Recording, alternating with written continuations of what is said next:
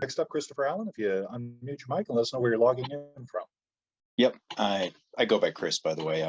I can't get my name to change on Zoom for some reason, but yeah, I hail from Colorado Springs at the moment, in Colorado. Yeah, so Steve, my question is about some of the concluding verses in Romans chapter 11. These three chapters, 9, 10, and 11, have given me more trouble, I think, in my Bible studies than anything else. But every time I think I have it kind of figured out and straightened out, these verses at the end just throw me off. Okay. So he talks about in verse 25, lest you should be wise in your own opinion, that blindness in part has happened to Israel. Then in verse 26, he says, so all Israel will be saved. So I take it there in those two verses, he's talking about Israel, the ethnic people, and then 26, he's talking about Israel, who are the remnant, the faithful remnant that are saved. Yeah. So I got that. I think I got that straight.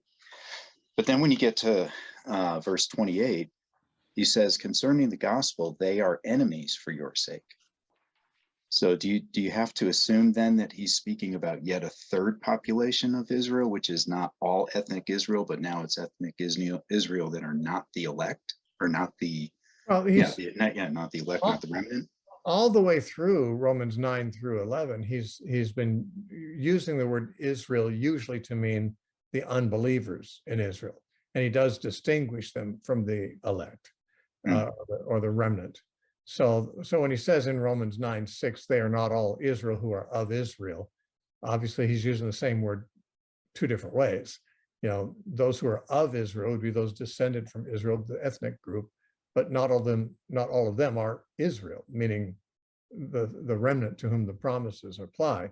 Now, throughout the whole discussion, he talks about, he makes this distinction. And in verse 28, when he says they are enemies for the gospel's sake, it's obvious he's talking about the Jews who are not believers. They are the ones who are the branches that were broken off. And he said many things about them previously. For example, and that's important to understanding verse 28, because in verse 28, he contrasts them with the election. Now that's not obvious.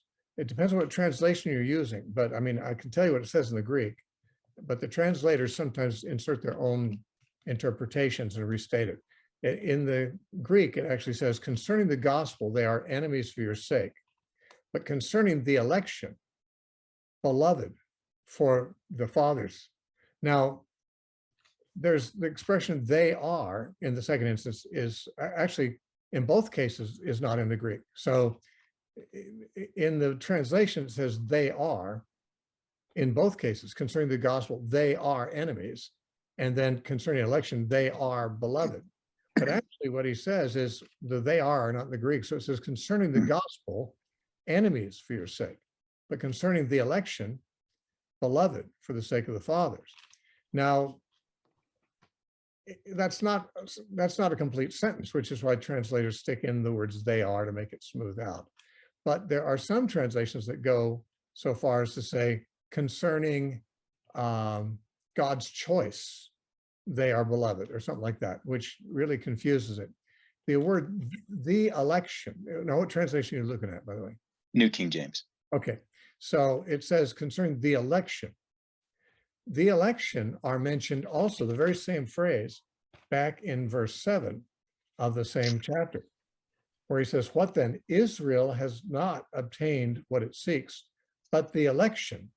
Here it says the elect, but in the Greek it's the election have obtained it, and the rest were hardened. Now see, the election is a reference to the elect group of Jews. The Israel as a whole have not obtained what's looking for, but the elect ones have, the election. Now the election, therefore, is a word for the faithful remnant. And he contrasts them with the ones who have not obtained what they're seeking and who are hardened. So he's got two groups within Israel in mind. One group is the election. The other is the ones that were hardened and have not obtained it. Now he's got those same two groups, I believe, in mind in verse 28, though it's not obvious, and some translations make it less obvious than others. Concerning the gospel, enemies for your sake. Well, the enemies for your sake clearly are the hardened ones, the ones who have not obtained it, the unbelieving Jews. But concerning the election, now that's a term he used for the remnant. They are beloved for the sake of the fathers. And he's saying again, he's contrasting the two groups. One group are enemies of the gospel, and the other group are beloved for their father's sake. And it's the election that are. That's always going to be a hard read for people, because I don't know of any translation that makes that as clear as I think it should be made. Not that I'm a better translator, I'm just observing, you can see it for yourself, that they are is in italics in both of its occurrences in verse 28, which means it's supplied by the translators, it's not in the Greek, which means you've got a choppy sentence. But what is obvious is he uses the term the election, which, by the way, this exact form of it is, as I say, the same form that he used back in verse 7, 21 verses earlier, to refer to the remnant.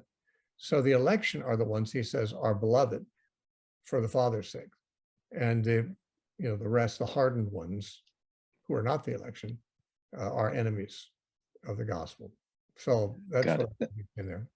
Yeah, that kind of makes sense. The other verse 32 is the other one that I have trouble with in connection with that. So it says, for God has committed them all to disobedience. I assume that them there is unbelieving Israel, that he might have mercy on all.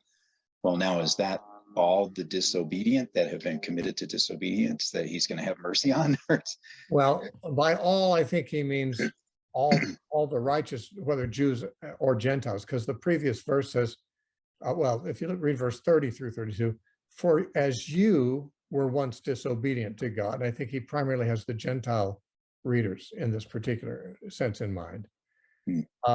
Yet now you have obtained mercy through their disobedience. So through the Jews' disobedience, and especially through them crucifying Christ and them persecuting the Christians in Jerusalem so that the gospel got spread out to the Gentile world, through the disobedience of the Jews, you Gentiles have obtained mercy.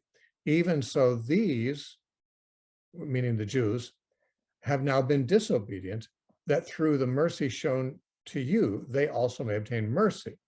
Now, what I think he's saying there is that you had your time to be disobedient, and God used their disobedience to reach out to you.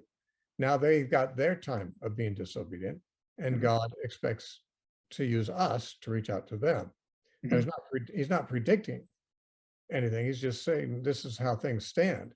At one point, their obedience tended toward mercy toward Gentiles. Now, the mercy shown to the Gentiles hopefully can tend toward bringing the Jews around. And he says, for God has committed them all. Now, I think them all would mean all disobedient people, Jews and Gentiles, to disobedience, that he might have mercy on all, meaning that there's none who will be saved without mercy. The Jews, the Jews would understand that if the Gentiles are going to be saved, it's got to be the mercy of God, because the Gentiles are pagans. But they would think that if the Jews are saved, that doesn't take the mercy of God. They're law keepers. They're obedient. They're Torah observant. He says, no, anyone who's going to be saved is going to be by mercy. Even Jews, they're disobedient now.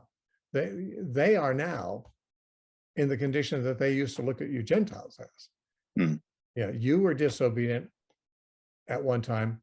Their disobedience and their rejection of Christ and so forth has brought the gospel to you. So it happens. Now you've received mercy, and they're in the stage of being disobedient. So God has had both groups, Gentiles and Jews, consigned to a state of disobedience, so that all who would be saved will be saved through mercy, as opposed to anyone being saved by having simply been better people. The Jews thought they were better people. So that makes real good sense, actually. So they have to be saved by mercy too, just like the Gentiles do. So the all is a reference to the two groups being brought together. I think so. Under mercy. Yeah. Yes. And I think the all there is the two groups, just like I believe it is in verse 26, where it says, so all Israel will be saved. What do you mean all Israel? Well, the Gentile and the Jewish portions. Right. because the previous verse said, well, there's part of the Jews have been hardened. Of course, that means some of them have not. So some of them are in the kingdom. And then the Gentiles are coming in. And so in this way, all Israel, the Jewish and the Gentile element are being saved. So Paul, I think in these particular cases is using the word all to mean inclusive of Jews and Gentiles, as opposed to every individual person without exception. Rather, Right. all without distinction, without racial distinction, rather than all without exception. That makes real good sense. Join us. God bless everyone. God bless you, Steve. God bless you We'll see guys. again on the you. night.